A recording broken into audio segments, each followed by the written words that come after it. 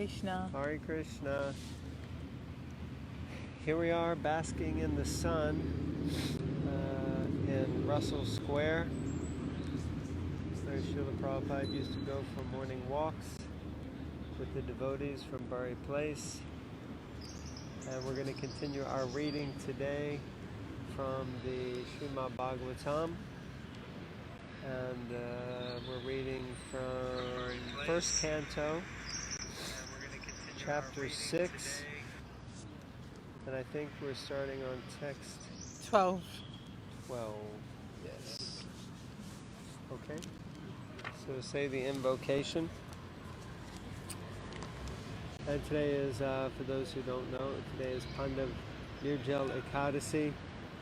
So today is, we are following full fast. Yes. Including water near jal, no jal. So like that. So we come and sit in the sun because it will help. Yeah, it'll help. Help not drink the water. So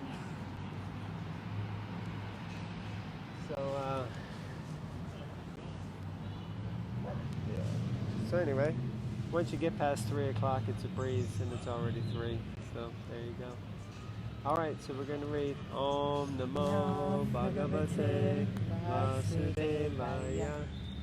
Om Namo Bhagavate Vasudevaya. Om Namo Bhagavate Vasudevaya. Text 12. I passed through hills and mountains full of reservoirs of various minerals like gold, silver and copper, and through tracts of land with reservoirs of water filled with beautiful lotus flowers, fit for the denizens of heaven, decorated with bewildered bees and singing birds. Text 13. I then passed alone through many forests of rushes, bamboo, reeds, sharp grass, weeds, and caves, which were very difficult to go through alone. I visited deep, dark, and dangerously fearful forests, which were the play yards of snakes, owls, and jackals. So just a reminder to set the scene, this is the pastime of Narada Muni, and he's describing where he went and what he did after his mother was bitten by the snake and passed away. And he more or less left on his own, having had some very profound experiences with the Bhaktivedantas, who were the sages, sadhus who came and stayed where his mother was a maidservant. Like that. So purport. It is the duty of a mendicant, Parivrajikacharya, to experience all varieties of God's creation by traveling alone through all forests, hills, towns, villages, etc. To gain faith in God and strength of mind, as well as to enlighten the inhabitants with the message of God.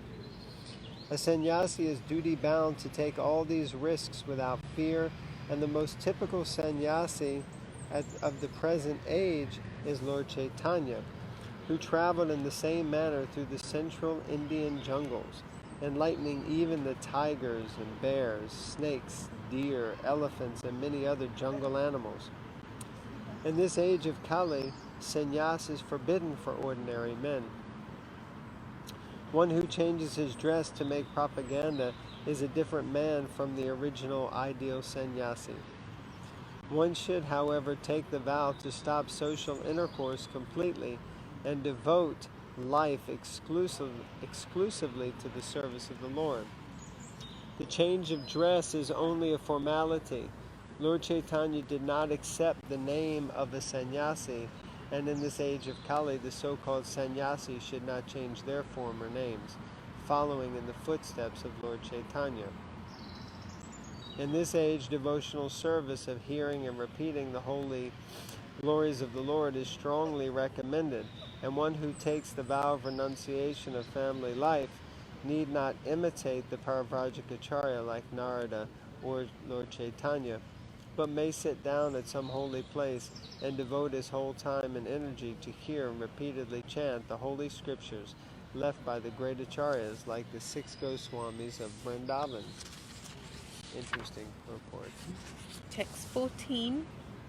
Thus travelling, I have felt tired, both bodily and mentally, and I was both thirsty and hungry. So I took a bath in a river lake and also drank water. By contacting water, I got relief from my exhaustion. Purport. A travelling mendicant can meet the needs of body, namely thirst and hunger, by the gifts of nature without being a beggar at the doors of the householders. The mendicant therefore does not go to the house of a householder to beg, but to enlighten him with spirituality.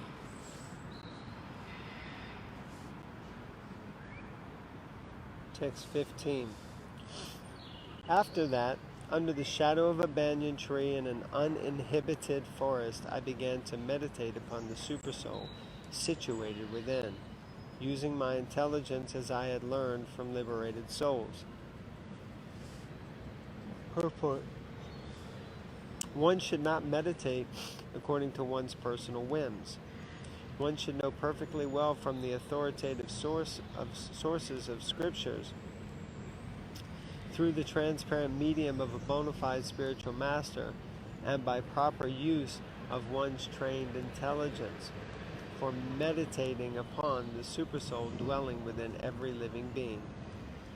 This consciousness is firmly developed by a devotee who has rendered loving service unto the Lord by carrying out the orders of the spiritual master. Sri Naradaji contacted bona fide spiritual masters, served them sincerely, and got enlightenment rightly. Thus, he began to meditate. Text 16. As soon as I began to meditate upon the lotus feet of the personality of Godhead, with my mind transformed in transcendental love, tears rolled down my eyes. And without delay, the personality of Godhead, Sri Krishna, appeared on the lotus of my heart. Purport. The word bhava is significant here. This bhava stage is attained after one has transcendental affection for the Lord. The first initial stage is called shraddha, or a liking for the Supreme Lord. And in order to increase that liking, one has to associate with pure devotees of the Lord. The third stage is to practice the prescribed rules and regulations of devotional service. This will dissipate all sorts of misgivings and remove all personal deficiencies that hamper progress in devotional service. When all misgivings and personal deficiencies are removed, there is a standard faith in transcendental matter, and the taste for it increases in great proportion. This stage leads to attraction, and after this there is bhava, or the prior stage of unalloyed love for God. All the above different stages are but different stages of development of transcendental love. Being so surcharged with transcendental love, there comes a strong feeling of separation which leads to 8 different kinds of ecstasies. Tears from the eyes of a devotee is an automatic reaction, and because Sri Narada Muni in his previous birth attained that stage very quickly after his departure from home, it was quite possible for him to perceive the actual presence of the Lord, which he tangibly experienced by his developed spiritual sense without material tinge. Text 17. O Vyasadeva, at that time, being exceedingly overpowered by feelings of happiness, every part of my body became separately enlivened, being absorbed in an ocean of ecstasy. I could not see both myself and the Lord. Purport. Spiritual feelings of happiness and intense ecstasies have no mundane comparison. Therefore, it is very difficult to give expression to such feelings. We can just have a glimpse of such ecstasy in the words of Sri Narada Muni. Each and every part of the body or senses has its particular function. After seeing the Lord, all the senses become fully awakened to render service unto the Lord, because in the liberated state, the senses are fully efficient in serving the Lord. As such, in that transcendental ecstasy, it so happened that the senses become separately enlivened to serve the Lord. This being so, Narada Muni lost himself in seeing both himself and the Lord simultaneously. Text 18. The transcendental form of the Lord as it is satisfies the mind's desire and at once erases all mental incongruities. Upon losing that form, I suddenly got up, being perturbed, as is usual when one loses that which is desirable. Purport. That the Lord is not formless is experienced by Narada Muni, but his form is completely different from all forms of material experience. For the whole duration of our life, we go on seeing different forms in the material world, but none of them is just apt to satisfy the mind, nor can any one of them banish all perturbance of the mind. These are the special features of the transcendental form of the Lord. And one who has once seen that form is not disturbed with anything else. No form of the material world can any longer satisfy the seer. That the Lord is formless or impersonal means that he is nothing like a material form and is not like any material personality. As spiritual beings have eternal relations with that transcendental form of the Lord, we are life after life searching after that form of the Lord, and we are not satisfied by any other form of material appeasement. Narada Muni got a glimpse of this, but having not seen it again, he became perturbed and stood up all of a sudden to search it out. What we desire life after life was obtained by Narada Muni, and losing sight of him again was certainly a great shock for him. Text 19. I desire to see again that transcendental form of the Lord, but despite my attempts to concentrate upon the heart with eagerness to view the form again, I cannot see him any more, and thus dissatisfied, I was much aggrieved. There is no mechanical process to see the form of the Lord. It really depends on the causeless mercy of the Lord. We cannot demand the Lord to be present before our vision, just as we cannot demand the sun to rise whenever we like. The sun rises out of its own accords. So also the Lord is pleased to be present out of his causeless mercy. One should simply await the opportune moment and go on discharging his prescribed duty in devotional service of the Lord. Narada Muni thought that the Lord could be seen again by the same mechanical process, which was successful in the first attempt, but in spite of his utmost endeavor, he cannot make the second attempt successful. The Lord is completely independent of all obligations. He can simply be bound up by the tie of unalloyed devotion. He can simply be bound up by the tie of unalloyed devotion, nor is he visible or perceivable by our material senses. When he pleases, being satisfied with the sincere attempt of devotional service, depending completely on the mercy of the Lord, then he may be seen out of his accord. Text 20. Seeing my attempts in that lonely place, the personality of Godhead, transcendental to all mundane descriptions, spoke to me with gravity and pleasing words, just to mitigate my grief. Purport.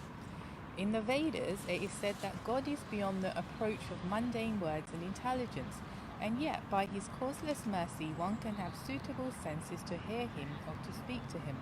This is the Lord's inconceivable energy. One upon whom his mercy is bestowed can hear him. The Lord was much pleased with Narada Muni, and therefore the necessary strength was invested in him so that he could hear the Lord. It is not, however, possible for others to perceive directly the touch of the Lord during the probationary stage of regulative devotional service. It was a special gift for Narada. When he heard the pleasing words of the Lord, the separation was to some extent mitigated. A devotee in love with God feels always the pangs of separation, and is therefore always enwrapped in transcendental ecstasy. Text 21. O Narada, the Lord spoke, I regret that during this lifetime you will not be able to see me anymore.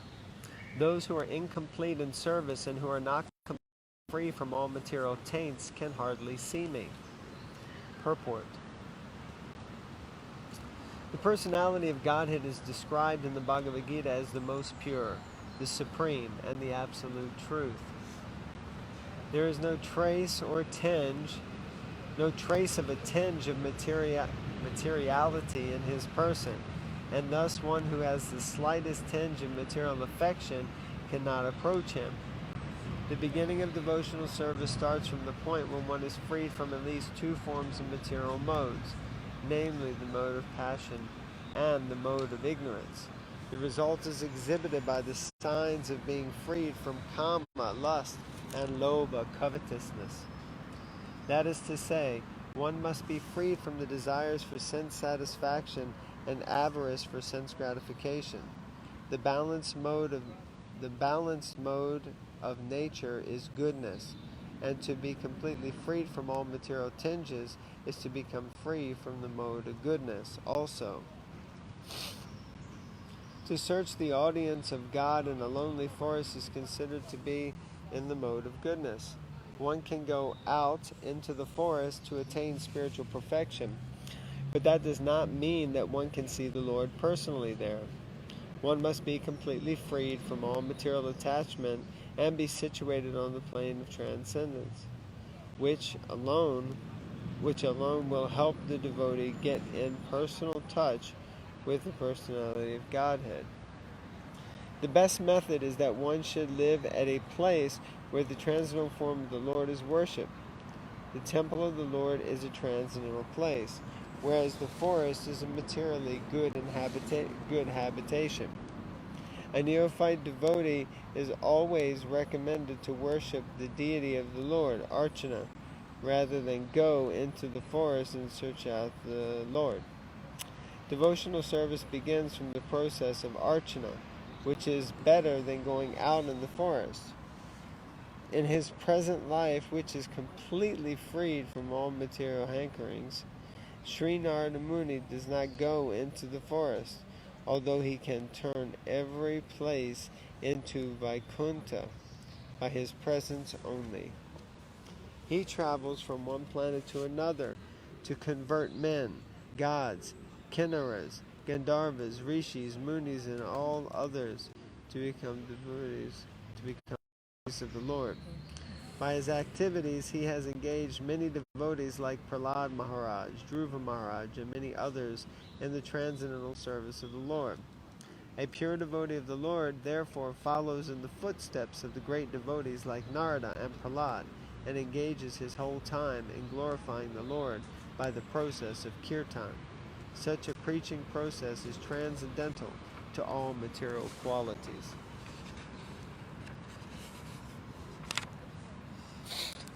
Text 22. O virtuous one, you have only once seen my person, and this is just to increase your desire for me, because the more you hanker for me, the more you will be freed from all material desires. Purport. A living being cannot be vacant of desires. He is not a dead stone. He must be working, thinking, feeling, and willing. But when he thinks, feels, and wills materially, he becomes entangled. And conversely, when he thinks, feels, and wills for the service of the Lord, he becomes gradually free from all entanglement. The more a person is engaged in the transcendental loving service of the Lord, the more he acquires a hankering for it. That is the transcendental nature of godly service. Material service is satiation, whereas spiritual service of the Lord has neither satiation nor end. One can go on increasing his hankerings for the loving transcendental service of the Lord, and yet he will not find satiation or end. By intense service of the Lord, one can experience the presence of the Lord transcendentally. Therefore, seeing the Lord means being engaged in his service, because his service and his person are identical. The sincere devotee should go on with sincere service of the Lord. The Lord will give proper direction as to how and where it has to be done. There was no material desire in Narada, and yet just to increase his intense desire for the Lord, he was so advised. Text 23. By service of the Absolute Truth, even for a few days, a devotee attains firm and fixed intelligence in me. Consequently, he goes on to become my associate in the transcendental world after giving up the present deplorable material worlds. Serving the Absolute Truth means rendering service under the Absolute Personality